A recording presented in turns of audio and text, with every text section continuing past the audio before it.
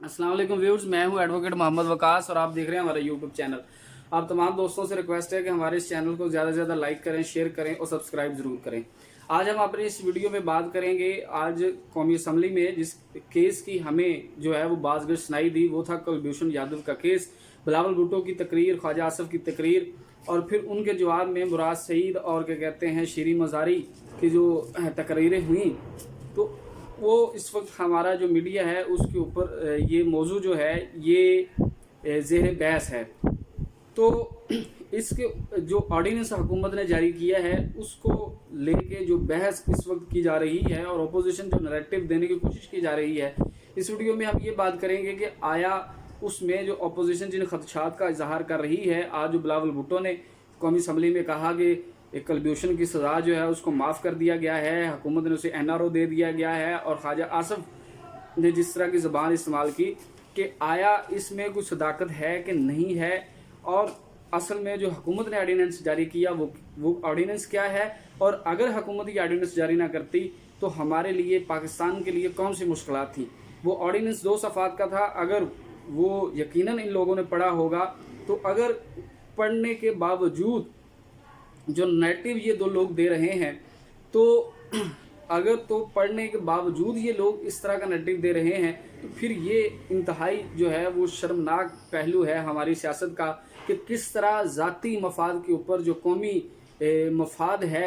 उसको पस मंज़र रखा जा रहा है, उसको मद्देनज़र नहीं रखा जा रहा, और ज़ाती मफाद जो है उसको बुनियाद बना के जो है वो गुफ्तगू की जा रही है और सियासी फ़ायदा हासिल करने की कोशिश की जा रही है ताकि हुकूमत के ख़िलाफ़ एक माहौल बने। बात सिर्फ ये नहीं है कि हुकूमत के ख़िलाफ़ माहौल बनाने के लिए और बहुत सी चीज़ें हैं। आप जो महंगाई का इशू है उसको टेकअप कर सकते हैं, और बहुत से मामलात हैं, कार्टलाइजेशन के मामलात हैं कि इस मुल्क में चीनी का बरहान आया है, फिर गंदम का, आटे के मामलात हैं। अब इन चीज़ों को लेके हुकूमत के ख़िलाफ़ माहौल बना सकते हैं, ना कि कौमी जो मफादात के मामलात हैं उनके ऊपर जो है आप पॉइंट स्कोरिंग जो है वो करें। इस ऑर्डिनेंस को मैं आपके सामने पढ़ देता हूँ।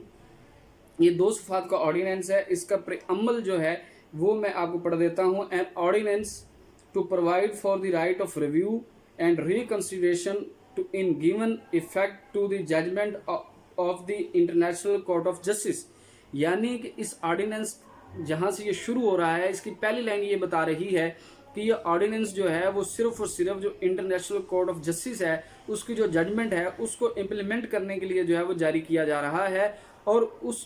अब उसको जब इसको जारी किया जा रहा है तो क्यों जारी किया जा रहा है, उसका जो मकसद बयान किया जा रहा है वे है to provide for the right of review and reconsideration to foreign nationalist in relation to order and judgments of military courts, कि वो फॉरेन नेशनलिस्ट, दूसरे ममालिक के वो शहरी जिनको मिलिट्री कोर्ट से सज़ाएँ होंगी, वो अपनी सज़ाओं के ख़िलाफ़ जो है रिव्यू और रिकंसिडरेशन का जो राइट है वो उनको दिया जा रहा है। तो पहली बात तो ये है कि जो असम्बली में ये बताया जा रहा था कि ये पर्सन स्पेसिफिक है, सिर्फ और सिर्फ कुलभूषण के लिए है, तो ऐसा नहीं है। ये पर्सन स्पेसिफिक नहीं है, बल्कि ये जो है वो परमानेंट है।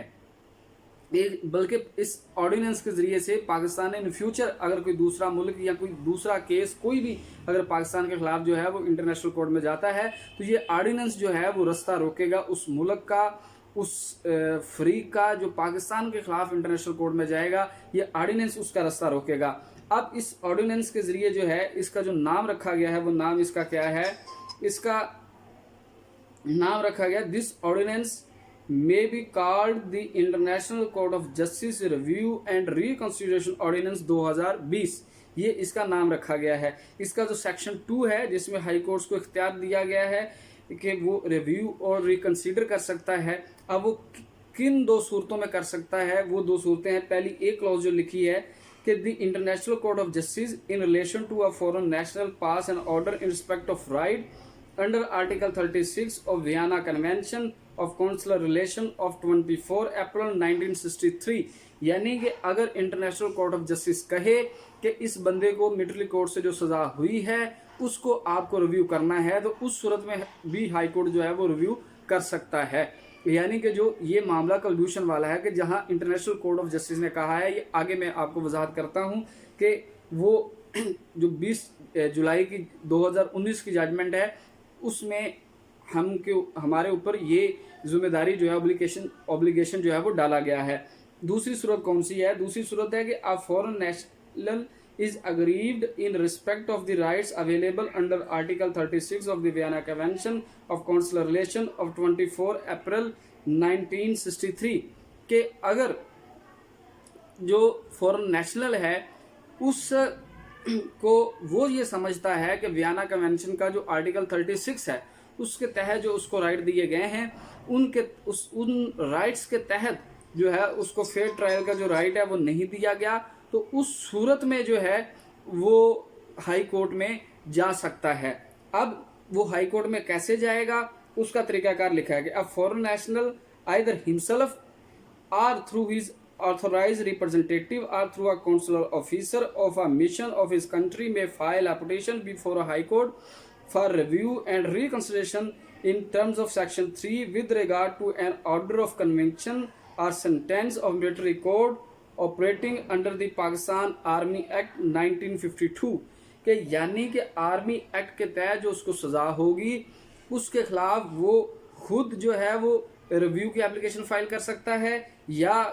उसके बिहाफ पे कोई ऑथोराइज रिप्रेजेंटेटिव जो है वो कर सकता है, या जो उसका सफारत उस मुल्क का जो सफारती अमला है उस में से वो हुकूमत जो है अपॉइंट करेगी कि ये हमारा सफारती ऑफिसर है जो हमारे स्टेट के बिहाफ पे और हमारे इस बंदे के बिहाफ पे हाई कोर्ट में जुडिशियल रिव्यू फाइल करेगा, तो वो कर सकता है।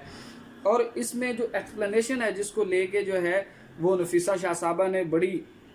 मुज़ाहिरा खेज बात की कि अगर, और जो बात उन्होंने की वो यहाँ लिखी नहीं हुई कि जैसे हाई कोर्ट को ये कह दिया गया कि आप ये सज़ा माफ़ कर दें, बल्कि इसमें हाई कोर्ट की जो डेफिनेशन है वो दी गई कि हाई कोर्ट से क्या मुराद है कि high court means a court establish under article 175 of the constitution of Pakistan 1973 with in the limit of host story jurisdiction of foreign national is confined. कि हाई कोर्ट का मतलब ये है कि under the article of the constitution 175 जो अदालत बनी है वो हाई कोर्ट है, और अब कौन सी हाई कोर्ट इसका केस सुनेगी? जिस हाई कोर्ट की हदूद में कलब्यूशन जो है या वो फॉरेन नेशनलिस्ट जो है वो कैद है, वो हाई कोर्ट इसका फैसला करेगी। तो अब ये ऑर्डिनेंस आपने देख लिया, मैंने आपके सामने रीड आउट कर दिया कि ये पर्सन स्पेसिफिक नहीं है बल्कि ये परमानेंट इन नेचर है। अब ये जो 20 जुलाई 2019 का इंटरनेशनल कोर्ट ऑफ जस्टिस का फैसला था, अगर उसको हम रीड आउट करें तो जो उसका पैराग्राफ 41 से लेकर 47 तक है, उन पैराग्राफ्स के अंदर पाकिस्तान के ऊपर ये ऑब्लिगेशन डाला गया था कि आपने इस बात को यकीनी बनाना है कि जो कलब्यूशन की सजा हुई है एग्जेक्टिव साइड पे आपने इफेक्टिव रिव्यू इसको देना है, और इसके लिए अगर आपको कोई कानून साजी करना पड़ती है तो आप कानून साजी भी करेंगे। तो पहला जो पाकिस्तान ने काम किया कि उसके लिए जो कानून साजी थी, क्योंकि आर्मी एक्ट को अगर आप पढ़ें तो आर्मी एक्ट के अंदर कॉन्स्टिट्यूशनल कोर्ट में अपील फाइल करने का जो राइट है वो नहीं दिया गया। तो ये वो एक आर्मी एक्ट के अंदर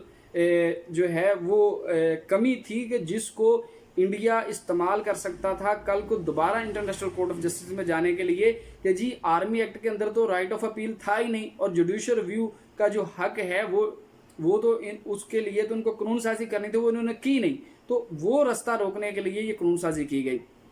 दूसरे नंबर पे कि जब ये जुडिशियल रिव्यू अब होगा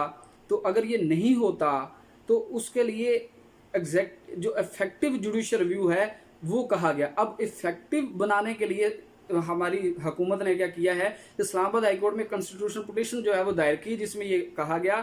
कि हम लोगों ने भारत को जो है वो कौंसलर सेस दी, हमारे कौंसलर सेस देने के बावजूद अब भारत ने इस ऑर्डिनेंस से फायदा नहीं उठाया, तो लिहाजा अब अदालत जो है वो इसका नुमाइंदा जो है वो कलब्यूशन के बिहाफ पे अपॉइंट करे, और इस मामले का अदालत जो है वो जुडिशियल रिव्यू ले, इसको रिव्यू करे कि आया जो वियना कन्वेंशन है उसका जो आर्टिकल 36 है जो राइट्स वो फॉरेन इम्प्रिजनर को देता है, क्या वो तमाम राइट्स कलब्यूशन को ड्यूरिंग ट्रायल जो है वो दिए गए कि नहीं दिए गए। जब हमारी कॉन्स्टिट्यूशनल कोर्ट की इसके ऊपर एक वर्डिंग आ जाएगी तब कहा जाएगा कि इस सजा का इफेक्टिव जुडिशियल रिव्यू जो है वो हुआ है। अगर ये ना होता तो इंडिया क्या करता कि वो यूएन सिक्योरिटी काउंसिल में जाता, और इस वक्त चीन इस पोजीशन में नहीं है कि वो हमारे खिलाफ वहां खड़ा होता और उसको वीटो करता।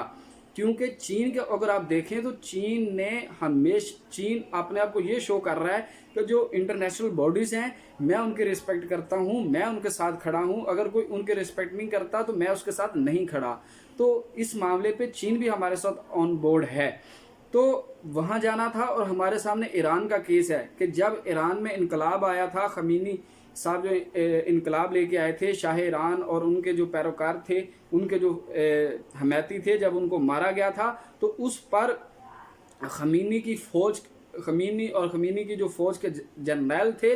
उनके ऊपर international criminal court of justice में केस चला था जंगी जराइम का, और उसमें ईरान के खिलाफ फैसला आया था, जिसके बाद ईरान को कहा गया था कि इन लोगों को हमारे हवाले करें। अमेरिका ने कहा कि हमने इनको सजाएं देनी है, जबकि ईरान ने वो उनके हवाले नहीं किए थे, जिसके बाद यूएन सिक्योरिटी काउंसिल की तरफ से ईरान के ऊपर पाबंदियां लगी। तो